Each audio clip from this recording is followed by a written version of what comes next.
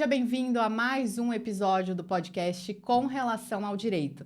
Eu sou Evelyn Guerra e aqui a gente fala sobre as relações interpessoais, na família, amorosas, no trabalho, mas aquilo que não está no Código Civil e não está na CLT. O tema de hoje é criação de filhos e maternidade, e eu tenho a honra de ter aqui ao meu lado minha amiga Lauren Bisoni, formada em jornalismo há mais de 10 anos na Universidade de Sorocaba. Ela também, que é especializada em marketing educacional, idealizadora e empreendedora do brechó Venderia há mais de 10 anos. E, meu bem, aquilo que curso nenhum dá, que é a prática na maternidade. A Lauren é mãe de 3 filhinhos. Seja bem-vinda. Muito obrigada, Evelyn. Vai ser até difícil ficar falando Evelyn, porque pra mim é Eve. Amiga, tô muito feliz de estar aqui. A nossa história se confunde, não só profissionalmente, né, por ter se formado juntas no jornalismo, mas também na maternidade. E eu falo que compartilhar a maternidade com pessoas amigas deveria ser fundamental. Devia ter assim no chá de bebê. Você ganha uma amiga para compartilhar os perrengues e as maravilhas da maternidade? Seria tão mais fácil, não seria? Seria, com certeza seria. E dividir aquilo tira um pouco o peso da gente, né? Não, e saber também que o outro... porque assim, eu não sei você, eu tenho certeza. Quando a gente passa por alguma coisa na maternidade, parece que o resto do mundo não está passando por aquilo. Só em casa. Só em casa que meu filho não dorme, só em casa que deu problema na amamentação, só em casa. Daí, quando você conversa com outra mãe ou outro pai, porque aqui vou me policiar para falarmos de pais, mães e cuidadores, parece que fica mais leve. Com certeza, a gente tem aquela impressão assim que, na verdade, nenhuma experiência é única, exclusiva. Exatamente. Assim, não que assim vai ter alguém com a resposta, mas que vai ter alguém falando assim, isso passa, viu? Espera um pouquinho. Ou mesmo, eu também tô passando por isso.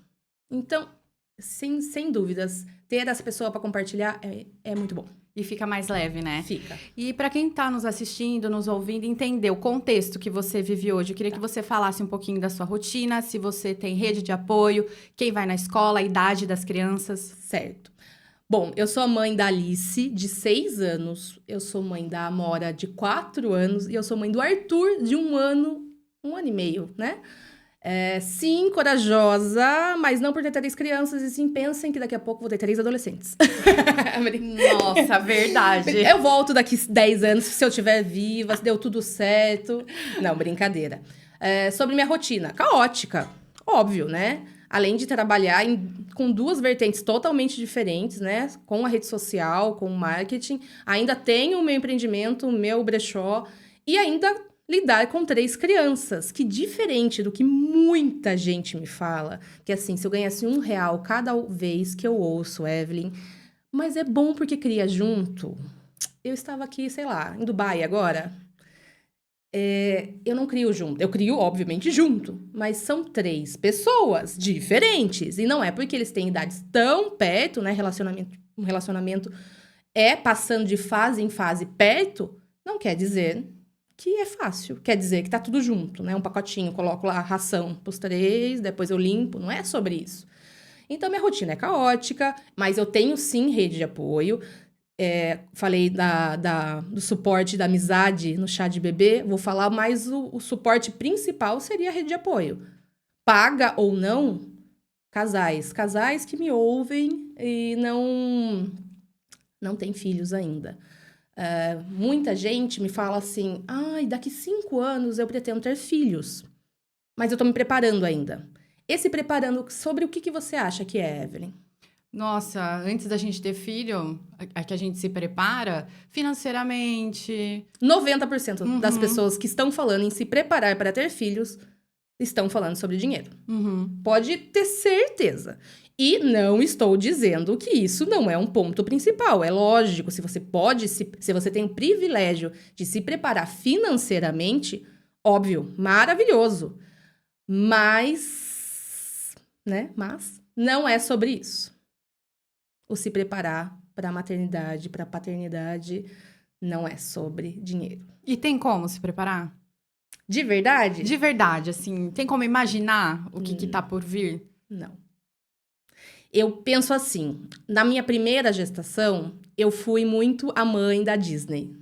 Eu pensava que o mais importante era o chá de bebê, a roupinha, o enxoval, o quartinho.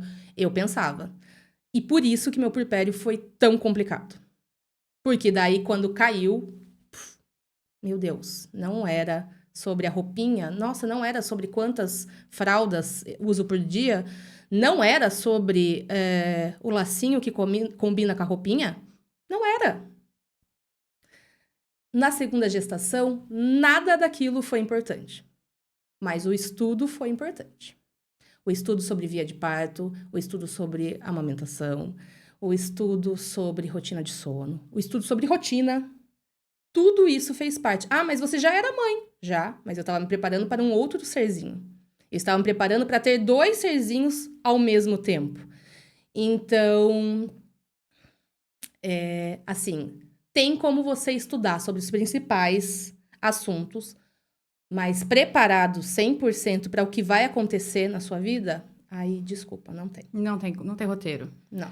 E assim, a gente tá falando, né, sobre etapas, e aí com relação ao direito, o que o direito traz na criação de filhos? Ele traz ali uma série de deveres Sim. que os pais precisam ter com aquela criança, né? Então não existe manual, mas o direito ele tenta moldar ali para ser uma convivência boa e plena dentro do seio familiar, que muitas vezes Sim. só a própria família sabe o que está acontecendo ali dentro.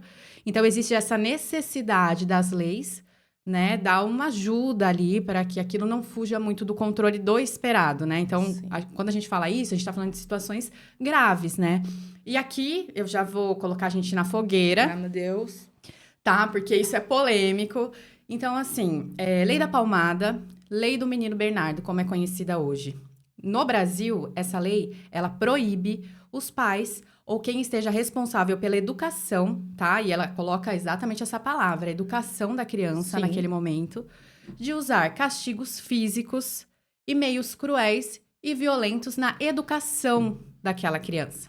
E isso vai muito de acordo com a educação positiva, que a gente fala hoje, que ela é amada por uns e odiada por outros. Inclusive aqui nas redes sociais, a gente tem um debate muito acalorado sobre isso. Toda vez que eu falo sobre educação positiva, eu perco seguidores,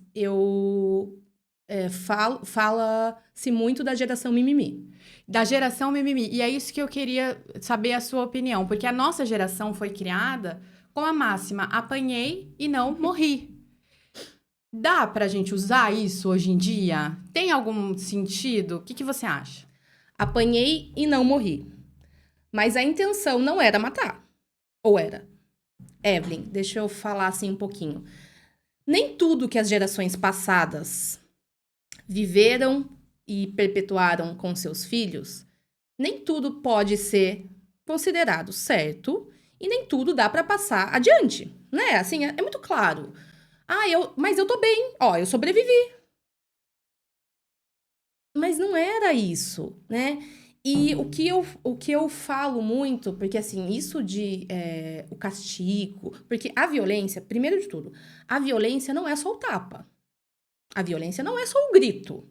Antes de chegar até o grito, até o tapa, às vezes a violência já ocorreu.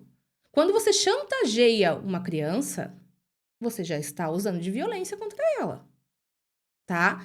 Então, assim, 81%, eu trouxe uma colinha, 81% dos casos de violência contra crianças e adolescentes acontece dentro de casa. Então, assim, eu sei que, não posso falar 100%, mas todo pai, toda mãe é sobre o amor que a gente cuida, é sobre proteção que a gente cuida. Você não deixaria seu filho apanhar fora de casa, apesar de muita gente usar essa máxima. Ah, tá aprendendo aqui dentro de casa para não apanhar lá fora da vida. Não, na minha cabeça, isso não é uma relação, não faz sentido, tá? E na cabeça de quem estuda sobre educação positiva, muito menos. 90 mil crianças são denunciadas, né? Ocorre a denúncia no país durante o ano de 2023. Esse dado, IBGE, é do Disque 100, dentro de casa. É um número que a gente só está falando de denúncias. Assustador. Tá? E eu penso, aquela criança que foi até o final, né? Que, assim, infelizmente, a violência chegou a seu limite final. Ela começou num dia só? Ela começou naquele dia que aconteceu o fatídico dia? Não. Aquela criança foi sofrendo a violência. Começou com o grito, começou com a chantagem, começou... Então, assim, eu sei que muita gente pode ouvir e falar, não, mas eu não machucaria o meu filho. Eu tô dando esse tapa, essa chinelada, em forma de correção. Eu sei o limite. Sabe o limite? Evelyn, se eu bater numa pessoa, num adulto, na rua, o que acontece comigo? Lesão corporal. Se eu bater num cachorro aqui na rua, o que acontece comigo? Vai responder também. Se um idoso, se descobrirem que eu estava dando chinelada num idoso porque ele fez xixi na fralda, o que Vai acontece? preso. Se eu sou casada e meu marido me dá um tapa, o que acontece? Violência doméstica. Se eu bater no meu filho? Estou em silêncio nesse momento agora. Porque, inclusive, essa lei da palmada, ela proíbe, vai o conselho tutelar, né, atrás de você, mas não existe ali uma penalidade, uma detenção, não existe. Então, ela dá ali essa proibição, mas, ao mesmo tempo, não tem uma punição. Porque qual é o limite, né? Qual é o limite de até aqui o pai e a mãe sabem aonde estão permanecendo, né? Não faz sentido. Não faz sentido. Mas para mim, agora, opinião totalmente minha, sabe por que não existe essa linha? Porque a criança não é vista como ser humano. Infelizmente, a criança ainda não é vista como ser humano. Já mudamos muito, sim. Mas ainda a criança, ela é um ser abaixo de um adulto. Ela não tem a capacidade. E talvez por não ter a capacidade de se defender, que ela deveria ser protegida pela lei. Com certeza. Me corrija se eu estiver errado, mas a lei não deveria ser justamente para quem não pode se defender? Porque eu, como esposa, se meu marido me bater, eu tenho o poder de denunciá-lo? Eu posso ir até uma delegacia? Eu posso ir sozinha até a delegacia? Meu filho não pode. Meu filho não vai pegar o carro e, ó, minha mãe acabou de me bater. Então, assim... Você acha que as penas ainda precisavam ser mais severas? De verdade, sim. Pra gente começar a falar. Nós já temos até um dia. Dia 26 de junho é o Dia Nacional pela Educação Sem Violência contra as Crianças. Isso não é um dia comemorativo. Isso é um dia de lembrete. É um dia para lembrar as pessoas que você precisa, sim, se capacitar para educar o seu filho sem violência. E quando eu falo capacitar, porque eu, como mãe, 3 filhos, eu todos os dias tenho que lutar contra o meu impulso. Eu não tô falando aqui que eu sou um monge budista, que meu filho tá lá chorando, a outra tá brigando com o brinquedo da outra. Porque sempre são motivos banais, eles são crianças. Então, assim, nunca é um motivo... Mas aquilo, com acúmulo de trabalho, com acúmulo de funções domésticas, com acúmulo de várias coisas... Eu não gritar e falar, chega!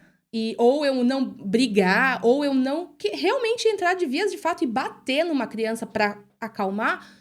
Evelyn, todos os dias eu tenho que lutar contra mim mesma. Porque não é fácil. Eu não tô falando aqui, gente, é só não bater. Não grita com a criança. Chantagear. Se você não comer tudo isso, você não vai na casa da sua avó. Não é simples. Não é simples. É nosso instinto. Sabe? Cessar. Mas o cérebro maduro é o nosso. Não é da criança de 3 anos, né? Com certeza. E assim, o direito ele traz uma figura do poder familiar, né? E é até engraçado que isso mudou, né? Hoje em dia fala-se do poder familiar, antigamente se falava do poder, ele era mais do pai, né? Então, a gente tem ainda, né, no homem, essa figura mais autoritária, vamos dizer assim. Do pai e do marido, né? Do pai e do marido, sim. Porque ali é a autoridade máxima da casa mesmo. Sim, e aí hoje em dia o direito traz esse poder familiar, que ele caminha de pé, em igualdade do pai e da mãe, né? Se aquela criança tem pai e mãe. Então, os dois, eles têm uma série de deveres, tá? Então, esse poder familiar, ele é irretratável e irrevogável e indelegável, Sim. tá? Então, assim, o poder familiar, ele é indelegável e irrenunciável. O que que isso quer dizer? Que não tem como você delegar a outra pessoa a educação do seu filho. Então, aquela história assim de na escola o problema é da professora, dentro do direito ela não existe, é Não. seu dever. E ele é irrevogável porque não tem como você falar assim, hoje eu não tô afim de educar. Ai, que bom que seria. Na prática, tem infelizmente, muitos pais, muitas mães, que falam, não, foi a avó que ensinou isso aí, ou então a figura daquele pai que não é presente, né, que ele não exerce esse poder familiar, mas sim, é dever do pai e da mãe educar aquela criança. Sim. E quando a gente fala em educar, né, nesse sentido do poder familiar, me vem muito uma figura que as pessoas confundem, que é de uma pessoa autoritária, Sim. né? Porque, assim, mesmo dentro da educação positiva, a gente não pode ser uma pessoa que não tenha autoridade dentro de casa. Então, a gente precisa, né? E o direito, ele manda a gente exercer essa autoridade dentro de casa. Como dentro da educação positiva, ser uma pessoa com autoridade, mas não ser uma pessoa autoritária. Tá, vamos fazer um joguinho rápido aqui pra você entender e ficar bem fácil. Se eu chegar pra você agora e falar assim, Evelyn, vá agora, já, buscar um copo de água pra mim aqui do lado. Eu tô mandando. Eu vou ficar com medo. Você talvez até vá buscar, mas de reação, a sua primeira reação é sim, vou. Nem sabe o porquê você vai estar buscando esse copo de água. Mas você vai, mas com medo. Não por respeito, não por me ajudar, por nada. Ou talvez você recue, chore. Porque eu não sei até que ponto é o seu gatilho, né, de gritar. Enfim, vai ficar uma situação complicada. Sim, vou achar Né? esquisito. Agora, se eu chegar pra você e falar assim, Evelyn, se eu não te atrapalhar, tá bom? Se você não estiver fazendo nada aqui, e se você puder, mas se você não puder também não tem problema, tá? Ficar nesse... Se você... Não, mas se não for te incomodar, você não busca um copo, por favor, de água ali pra mim do lado? Mas se for te atrapalhar, também não precisa. Nossa, que enrolação. Eu vou não, isso aí não... Você quer pegar agora ou você quer daqui 10 minutos pegar o copo de água? Me irrita esse negócio da pergunta também, isso é polêmico. Quer o jogo verde? Depois a gente entra em explicar o porquê dessas perguntas. Mas é uma enrolação, não é? Com certeza. Você vai ficar... Talvez você... Ah, tá bom, daqui 10 minutos eu vou buscar o copo de água. Vou preferir. Ou nem vou, tipo... Ou você vai falar assim, vai lá buscar você, tá aqui do lado. Por quê? Sem firmeza, sem autoridade... Não gritei, mas também não me fiz entender o porquê que eu queria da sua ajuda. Agora eu chego pra você e, Evelyn, eu preciso da sua ajuda. Você consegue pra mim pegar um copo de água aqui do lado? Por favor? Nossa, nem que eu não queira, mas por educação eu vou buscar. Sim, é simples, né? Quem que vai falar, não, Laura, vai lá você. Tudo bem que a gente pode brincar por, né, relação de amizade, mas, obviamente, você vai até lá. Eu fiz entender, Evelyn, por favor, eu preciso da sua ajuda. Vá até lá. Eu faço isso com adulto. Pense em todo o seu dia a dia. Você não chega para ninguém e pede você, mesmo uma funcionária sua, você chega gritando, se você chega, tá errado. Não, você vai tomar um dano moral ali. Então, você não chega, você pede ajuda, você pede por favor. De novo, para a criança a gente faz como? Como você acha? Das 3 maneiras, qual é a forma que você mais prevê que um adulto trata uma criança? Sem explicação, só mandando. Não estou dizendo, novamente, por favor, nada que eu dizer vai ser generalizando a situação. É óbvio, a gente vive muitas situações que a gente precisa dar comando para a criança no dia a dia. É óbvio que nem sempre por favor, fulano, vá tomar banho agora, porque é o horário do banho. Vai ser, tá bom, mamãe, estou indo, mamãe. Não vai ser. Seria tão simples, mas daí fazer um miojo e não fazer um filho. Então, não é assim. Mas, gritando também não é assim. E também, filhinho, nós vamos tomar banho daqui meia hora. Você prefere levar o boneco azul, o boneco roxo? Eu vou só entrar nesse detalhe, porque você falou de autoridade. E assim, uma coisa é você dá autonomia ao seu filho. Alice, você quer se vestir com os shorts Azul ou roxo. Hoje em dia nem escolho nada. Elas abrem guarda-roupa porque elas já têm autonomia. Mas vamos fingir que a minha filha ainda tem 2 anos. Isso estudando autonomia. Isso é muito importante para uma criança. Ela ter autonomia de escolhas. Mas para coisas que ela pode ter escolhas. O horário do banho não é uma escolha. O horário que ela vai estudar não é uma escolha. As obrigações não são uma escolha. Ela tem que tomar banho todos os dias. Ela tem que escovar o dente todos os dias. Então, eu não fico nessa de, tipo, a escova rosa, a escova roxa. Filha, agora é horário de escovar o dente. Ah, mãe, mas eu tô fazendo tal coisa. Então, você termina aí e vai escovar o dente? Também não preciso gritar e falar, você vai agora escovar o dente. Entendeu? Eu não preciso exercer a minha autoridade a todo momento, porque, de verdade, isso é tão cansativo para a criança, mas muito mais para o cuidador. O cuidador que está sempre querendo se mostrar autoridade, ele cansa muito mais do que a pessoa que hoje está estudando sobre educação positiva, a educação participativa, que é a que eu mais... Porque a educação positiva também tem várias vertentes, tá? Não vou me aprofundar para não ficar tão específico, mas quem quiser segue os 3 filhinhos, que eu falo sempre sobre isso. A participação das crianças pode ocorrer de maneira tão natural, se você não precisar estar sempre no topo da autoridade. É muito mais fácil esse caminho. Então, assim, vamos relaxar um pouco. É o que você falou. O ser autoritário não precisa. Ser autoridade, você já é. É você que escolhe a vida do seu filho. Ele escolhe a escola que ele está estudando ou você escolhe, você e seu companheiro? Você já é autoridade, você não precisa se firmar a autoridade.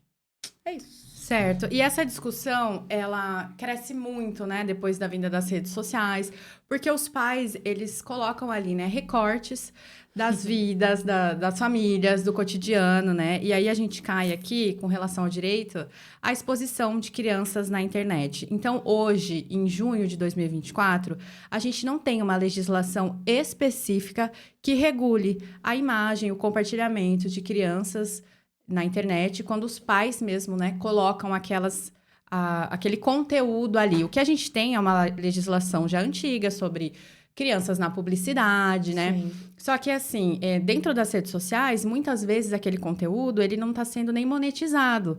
Então, a gente tem esse costume, né, de compartilhar a rotina Sim. e a vida dos nossos pequenos, dos nossos filhos.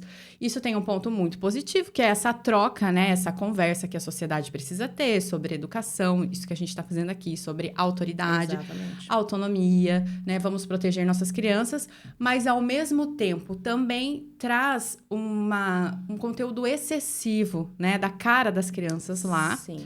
E também do que os pais publicam. Porque a gente vê muitos vídeos de crianças em momentos que precisavam, né, de ajuda e os pais expondo, né, aquela criança. E aí, no inglês, a gente tem até um termo para isso, que é o sharenting.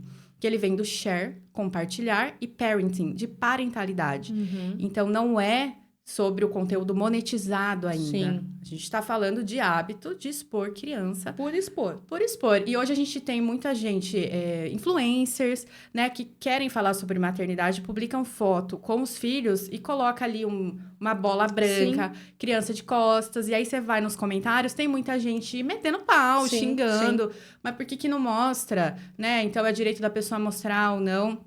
Então, como a gente não tem isso ainda no direito regulamentado, fica esse oba-oba. Esse oba-oba. E espera-se que os pais tenham ali uma régua, né? Entrega-se aos pais, que são pessoas que muitas vezes não têm ali essa régua no lugar ideal. Então, o que você acha sobre isso, de expor as crianças nas redes sociais? Tá. Eu sou uma pessoa que tem um canal, apesar de eu ter criado o canal, né, o Instagram, os 3 filhinhos, para expor conteúdo materno, para me expor como mãe e não expor meus filhos, obviamente eu acabo expondo também eles em várias situações. Mas hoje em dia que eu digo assim, há 1 ano atrás, eu também considerei muitas coisas. A primeira coisa que eu acho importante ser relevado é, na internet, nada se apaga. Nada. Ah, mas daqui 10 anos, se meu filho reclamar que tinha uma foto lá, eu vou lá e apago. Quantas pessoas já viram essa foto? Quantas pessoas podem ter copiado essa foto? Quantas pessoas... Então, assim, uma vez jogada a internet, está lá. Ok. O segundo ponto importante é... Evelyn, nós somos amigas pessoais. Você colocaria uma foto minha?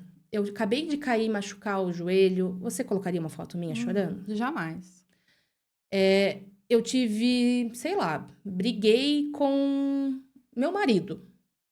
Você colocaria a nossa conversa, o jeito que a gente fez? Você ia colocar Exposed. Você ia expor todas as nossas...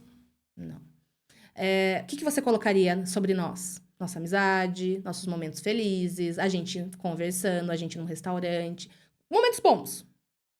E isso tudo sabendo se eu sou uma pessoa que gosto dessa exposição. Né? Porque se você sabe que eu sou uma pessoa totalmente reservada, que nem tem o hábito de redes sociais, talvez a gente tire a foto e você nem coloque. Fica aquela lembrança. Novamente, com criança, ninguém se pergunta sobre isso. A gente coloca o fulaninho chorando que acabou de cair, porque, ai, tão fofo, chorando. Ai, meu Deus, chorando porque caiu. Ai, gente, olha que ele tava chorando que ele caiu. E, assim, eu vou ser cancelada agora nesse momento. Eu odeio perfil de criança. Odeio.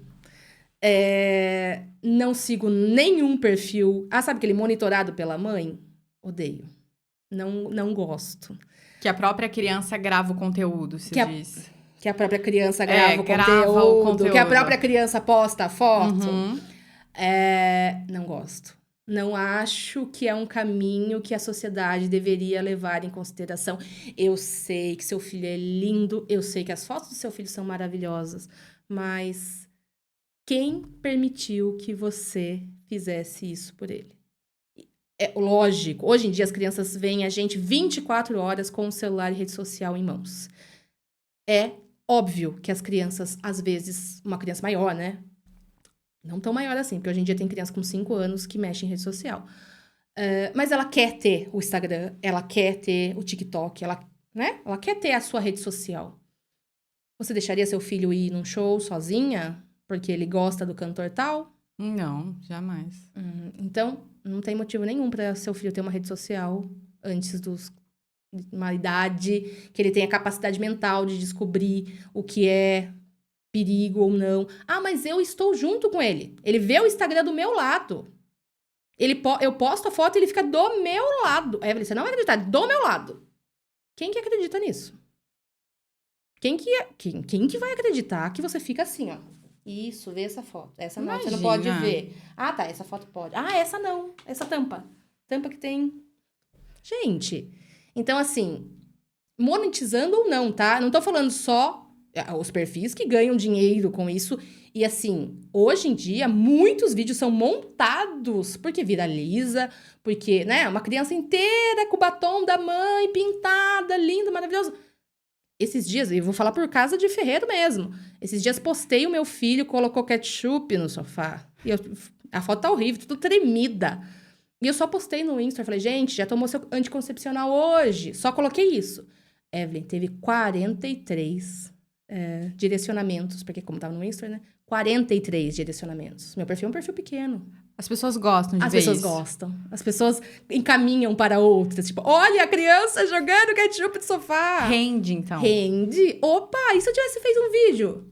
Que ele espalhando ketchup? Ali tava um acidente mesmo. Quase chorei pra limpar o sofá. Ali era um acidente. Mas quanto pra mim seria benéfico gastar um tubo de ketchup e ele espalhando? Então, assim, só pra não fugir, redes sociais... ainda precisa... Isso tudo, a gente não tem uma apostila mesmo sobre essa exposição de crianças. Nós temos, o que você falou, que ter a noção... Os pais têm que ter a noção, bom senso sobre isso. Mas é só você dar uma passada rapidinho pelo seu feed que você vai falar, não, noção, não. Não tem. As pessoas não têm. Vai, de novo, jogar a bola pra você. Não sei como, não sei que momento, vai ter que ser regulamentarizado isso pela lei. Com certeza. E aí a gente está falando muito assim da figura presente, né, do pai e da mãe, para entender o que a criança ali um pouco maior está vendo na rede social e o que a gente tem no direito que tenta ali trazer esse cuidador, o pai e a mãe para perto da criança é um princípio da afetividade. Então, hoje, dentro do direito de família, a gente tem esse princípio de afeto, né? Que é como se a lei exigisse que dentro daquela família tivesse uma relação de afeto entre o pai e a criança, a mãe e a criança, né? Então, hoje, se depois que a criança crescer, virou adolescente, virou adulto, ele se sentir abandonado afetivamente, e aqui eu não tô falando de pensão alimentícia, tá? Aquele pai, né, que é a figura que a gente mais vê de abandono, é paterna. Sim. Então, se esse pai, ele paga a pensão alimentícia em dia, certinho, valor bom, nunca deixou faltar nada ali para aquela criança de maneira de verba alimentar, mas não foi um pai presente e afetivo, essa criança, ela pode buscar no direito uma reparação por dano moral, né? Se ficar ali comprovado realmente o abandono afetivo e algum grau ali de dificuldade psicológica para ela lidar com aquilo, esse pai, ele pode responder por uma indenização em dano moral. Só que hoje, o que a gente tem muito, né? Infelizmente, é aquela figura de pais separados, né? Então, o pai e a mãe ali terminou o relacionamento e vivem bem, separados. E eu queria saber de vocês, se você acha que dentro da família que os pais são separados, é possível que esse pai, ele exerça esse afeto? Com certeza. Eu sou filha de pais separados. Estamos falando isso há mais de 30 anos atrás, né? E meu pai nunca fugiu da função pai. Pelo contrário. E era muito engraçado que quando eu estava na escola ainda, eu ouvia muitos filhos de pais, né, que não tinham separados, que eram juntos, os pais, que falavam assim, nossa, você vai ver seu pai mais do que o meu. Não quer dizer nada, então. Não quer dizer nada. E eu lembrei de uma história que foi agora mesmo. Eu trabalhando numa escola de elite, tá? Não estamos... por que eu vou frisar escola particular aqui nessa história? Por que é tão importante saber? Porque quando a gente fala de abandono, obviamente, em classes mais precárias, o número é maior de abandono paterno. Mas, e quando a gente fala a palavra abandono, a gente pensa naquele cara que saiu, igual você está me falando, o cara que separou da mãe ou separou da companheira, foi morar em outra casa, saiu literalmente do espaço físico que mora com o filho. Mas essa história dessa escola, nesse caso que eu vivenciei, ali os pais tinham poder aquisitivo legal, eles não eram separados, e no Dia das Mães, vou embargar para falar, hein? No Dia das Mães, estava tendo apresentação escolar, e eu estava acompanhando, eu vi uma babá chorando muito. Mas muito. Ela tava sozinha na apresentação, assim, né? Todos os pais. E por que eu vi que ela era babá? Porque ela tava inteira de branco. Eu conhecia ela, porque ela sempre levava e buscava a criança. E eu não tive como não abordá-la. Ela chorava muito, Evelyn. E eu achei que ela estava emocionada, porque, né? A gente é mãe e a gente sabe que a gente chora em apresentação escolar. E eu fui realmente assim, sabe? Tá tudo bem, quer uma água? Ela, não tá tudo bem. Eu falei, o que aconteceu? Ela, eu não consigo imaginar uma mãe está perdendo isso aqui, está perdendo esse momento com o filho para estar no shopping. Daí eu fiquei muda. Eu não era mãe naquela época, mas eu fiquei muda. Eu falei, meu Deus. Eu falei assim, não, mas aconteceu. Porque às vezes ela falou shopping, eu já entendi que não era assim, porque precisava estar no shopping. Eu falei, ela falou assim, ela me mandou aqui no lugar dela. Eu achei que ia ser outra coisa, eu achei que ia ser uma apresentação escolar. É o Dia das Mães. Ela chorava e gritava comigo, Evelyn, de raiva mesmo, daquela mãe ter escolhido estar em qualquer outro lugar. Porque ela não quis, essa mãe não quis. Uma coisa, obviamente, nós sabemos, a vida das mães, dos pais de hoje em dia são corridas, quase todas as mães trabalham fora ou trabalham dentro de casa, mas tem a sua vida, a sua rotina. Uma coisa é a mãe não poder estar ali. A gente sabe, né? Quanto dói a gente não poder estar em alguma coisa, algum compromisso com nossos filhos. Mas você escolher não estar ali, Evelyn, isso é um abandono. Esse é o maior abandono. E ele não é físico, porque a mãe morava com a criança, né? Estava em contato ali. E você sabe... E assim, daí eu trabalhei anos, né? Lá. Então, assim, eu acompanhava... E assim, aquilo me marcou muito. Então, eu comecei a acompanhar essa criança. Então, eu nunca vi o pai e a mãe na saída da escola, eu nunca vi numa reunião de pais, eu nunca vi em nenhuma apresentação, eu não vi no dia da família. No dia da família estava a babá novamente. Entende? E aqui estamos falando, de novo, de pais com poder aquisitivo, com pais que poderiam sim falar: ó, essa meia hora da minha agenda é do meu filho hoje. Eu vou buscar um dia meu filho na escola. Isso não ocorria. Então, assim, o abandono nem sempre é o cara que saiu da casa. O abandono tá ali, no dia a dia. Entende? Então, é complicado. Não, com certeza. E aí, se a gente for falar também de esgotamento mental, né? Que é um tema que a gente vê Nossa. muito também falado por nós, mães, né? E aí eu trago aqui um ponto da legislação trabalhista, que o burnout, ele foi considerado uma moléstia do trabalho. O que é o burnout? É aquele esgotamento mental que você tem da sua carga de trabalho, pressão no trabalho, né? E dentro da legislação trabalhista, o funcionário, ele é afastado, então ele vai ter direito a auxílio-doença, por exemplo. É uma série de direitos, né? Como uma doença do trabalho mesmo. E então, dentro do mercado de trabalho, a gente já fala desse esgotamento mental. E por que que dentro da maternidade ainda é um tabu? Por que que eu não posso falar sobre isso, que eu vou ser massacrada, né? Foi mãe porque quis, não sabia que era assim, problema seu, mas só fica em casa, né? Só fica em casa cuidando dos filhos, ela nem trabalha. Por que que dentro da maternidade a gente ainda não fala de um burnout, de um esgotamento? Meu marido brinca, só antes da gente começar, meu marido brinca, ele fala assim, o dia que ele fica em casa, né, o dia que ele não trabalha, o dia de folga, ele fala assim: como que você não fugiu até hoje? Como que você não foi embora? Pegou a malinha e foi comprar cigarro e tchau. Por quê? Eu não vou falar pelos outros, vou falar por mim. Eu já tive culpa, a famosa culpa materna. Como que a gente Já não usou nasce. essa palavra ainda? Já nasce com a gente. Sai junto com a placenta. Sai. Você não sabia? Quem não sabe, tá sabendo agora. Sai junto com a placenta, a culpa materna. Eu já fui a mãe que, principalmente pra quem não tem filhos, quando a pessoa pergunta: ai, tá tudo bem? Tá. Tá cansada? Não. Cansada dos meus filhos? Não. Jamais estaria cansada dos meus filhos. Não posso. Eu posso estar cansada dos meus filhos? Não pode estar cansada dos filhos. Porque estar cansada dos filhos é a mesma coisa que dizer que eu não amo meus filhos. Eu já fui essa mãe. Eu já fui muito essa mãe e que condenava firme a mãe que falava: nossa, eu tô exausta. Exausta.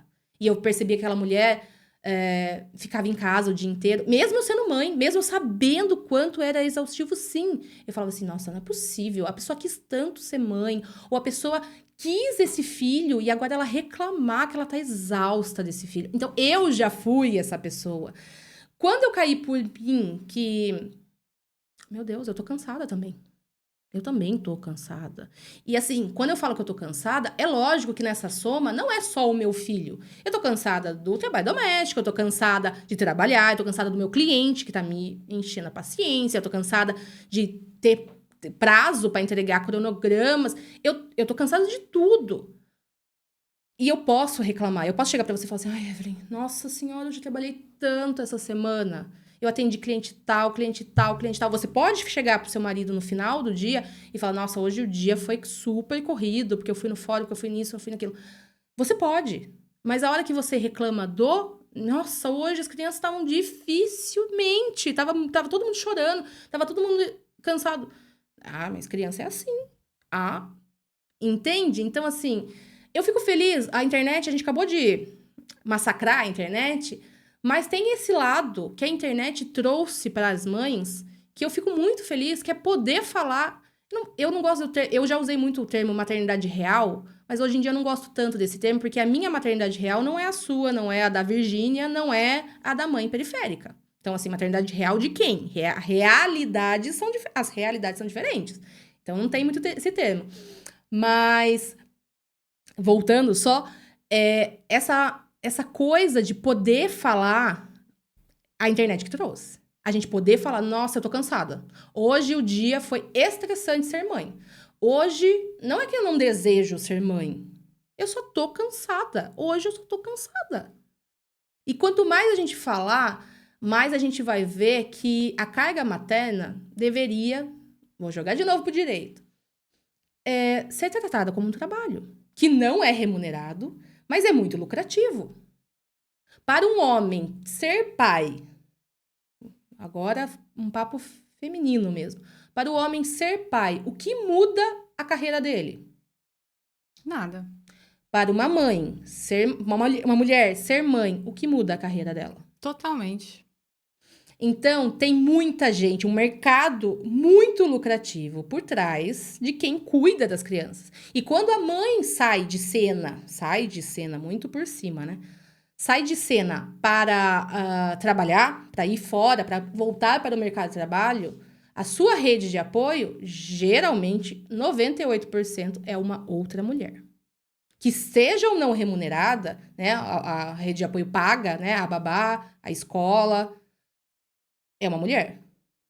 Ou a sua mãe, ou a sua tia, ou a sua vizinha, é uma mulher. É muito difícil você deixar com um homem. A gente não vê um babá homem. Quantos babás homens você conhece? É muito complicado. Então, assim, é todo um sistema que vai demorar muito para rodar essa rodinha da mudança de a gente enxergar, sim. Se é uma carga, é porque também é um trabalho, né? Você precisa disso. Eu lembrei também que tem um estudo, uma pesquisa, que diz que as mulheres trabalham 10 horas a mais do que os homens na vida, no cotidiano, de você limpar a casa, de você cuidar dos filhos. Essa carga é 10 horas a mais do que o homem. Isso estamos falando do homem que participa, né? Vamos lembrar que, assim, infelizmente não é a sua grande maioria. Mas o homem que tá lá fazendo junto com você, mesmo esse, você faz 10 horas a mais. É muita diferença. 10 horas a mais é mais de um dia trabalhando. Uhum. É como se você não tivesse o dia da semana de folga. Porque vamos combinar que, né? Nos outros dias você tá trabalhando no seu trabalho, ainda tem um dia a mais de carga, ou seja, você nunca descansa. Não, e sábado e domingo também tá trabalhando dentro de casa. Não, sábado, você, não sei o seu horário de trabalho. Das 8 às 18 eu atendo meu cliente. Qual é o horário que a Evelyn é mãe? 24 horas. Nem na hora que você tá dormindo, eu acho. Seu sono é igual? Não, nunca mais vai ser, né? Então, assim, não tem. Seu trabalho é 24 horas por ano. E a carga mental aqui, né? E ainda falando sobre mercado de trabalho, né? Hoje a CLT, assim, em tom de piada, porque é rir para não chorar. É ridículo, assim, rir para não chorar, realmente. Que a gente tem uma licença maternidade dentro da CLT de 120 dias. Sim. Dá para você parir o seu filho, passar por um puerpério, em 120 dias voltar a trabalhar, você voltar para sua empresa plena, deixar aquele bebê de 4 meses, né? Ainda, para quem não tem filho, um bebê de 4 meses não come sozinho, né? Porque tem pessoas que não têm noção, que não têm filhos e falam assim, não, realmente. Mas 4 meses 4 meses, vamos você vai ficar voltar. 4 meses fora. Né, de férias? 4 meses você tá de férias. De férias, já ouvi isso também. Dá pra voltar a trabalhar depois de 120 dias? Olha, eu vou falar num lugar de privilégio mesmo, mas obviamente que não dá. Você volta por necessidade, ou volta porque sua carreira tá arriscada a não existir mais, né? Outro termo que eu já usei muito, que eu desprezo hoje em dia, é o empreendimento materno. Agora cancelado de vez. Eu não suporto esse termo, porque ele só existe porque que lucro que tem a empresa, uma funcionária que fica... É pouco para as mães, mas que empresa que quer contratar uma mãe? Que empresa que não prefere um homem que fica 5 dias de licença paternidade? A gente já vai entrar nesse termo de novo agora. A gente já vai falar desse assunto de 5 dias. Vamos falar primeiro das mães. Para quem não sabe, o aleitamento materno, hoje, pela Sociedade de Pediatria Brasileira, o recomendado, o ideal para uma criança é que ela seja amamentada exclusivamente com leite materno até os 6 meses. Eu sou péssima em contas, mas 6 meses dá 180 dias. Você acabou de me falar que é 120 dias. 120 dias. Então, a conta aí... Primeira conta que não bate. A segunda conta que não bate. Tá, eu não tenho rede de apoio afetiva, né? Eu não tenho com quem deixar a criança. Eu vou colocar numa escolinha para eu voltar a trabalhar. Me responde, quantos meses a criança mínimo praticamente todas as escolas... Praticamente não. De todas as escolas públicas. São 6 meses. Você não consegue colocar um nenê de 4 meses numa creche. Então, o que você precisa fazer? Pagar por essa rede de apoio com uma babá ou uma escola particular que aceite uma criança menor, que já é também difícil, que aceite, mas existe. Então, aí, você já tem o seu salário, que muitas vezes não cobre a despesa de pagar uma babá, de pagar uma escola... A conta não fecha. Daí, o que você faz? Sai do trabalho. Sai do trabalho.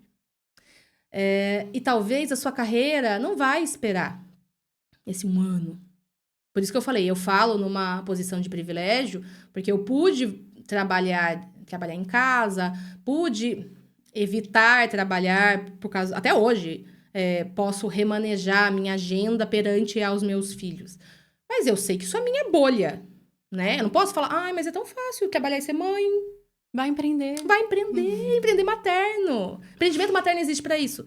Gente, não é todo mundo que empreende e vai ter seu salário, que vai ter... É muito difícil, né? Eu não posso falar pra uma mulher periférica, falar assim, mas você tá pegando 3 ônibus, 3 condução pra ir pro seu trabalho, voltar, você chega 9 horas da noite, porque você quer. É só você empreender. É muito canalha da minha parte se eu fizesse isso, se eu falasse isso, se eu não entendesse isso. E a lei não ajuda em nada. Não. Se você... A mãe, né? A lei brasileira. Ela não, mas não e tá... se eu falar pra você agora, então, que sobre a amamentação, o que a gente tem na CLT é que a mãe, nesse período, ela tem, sim, um intervalo de 30 minutos, né? 2 intervalos de 30 minutos para amamentar esse bebê no trabalho ou então extrair o leite. Não é o suficiente? Quem leva o bebê até ela?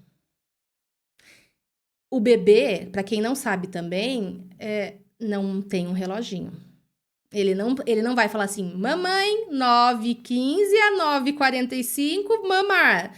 Daí depois, tem nenê que mama hora, principalmente os recém-nascidos. Por horas. Tem nenê que mama 5 minutos. Tem nenê...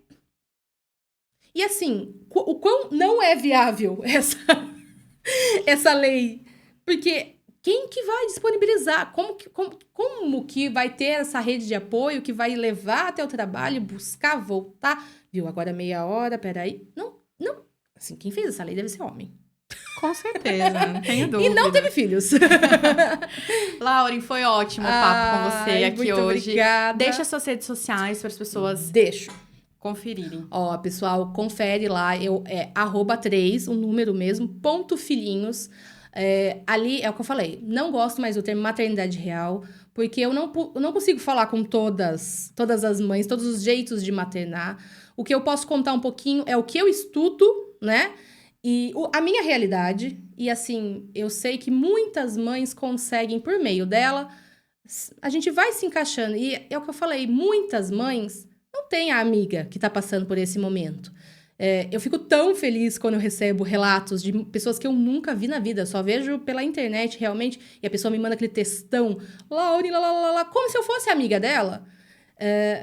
Que assim, eu acho que é meu papel nessa vida, é ajudar outras mães, outras mulheres a talvez a maternidade passar mais tranquila do que o caos que pode ser. A maternidade pode sim, Evelyn, ser mais... Respirei e fui. A gente precisa só dosar. É lindo isso. E realmente é muito bom ter essa figura, assim... Por mais que seja a distância na internet, acalentando, né? Nosso coração. Obrigada mais uma vez. Imagina, obrigada eu. Ser sucesso. Obrigada. E a você, obrigada de ter acompanhado a gente até aqui. Até o próximo episódio. Tchau.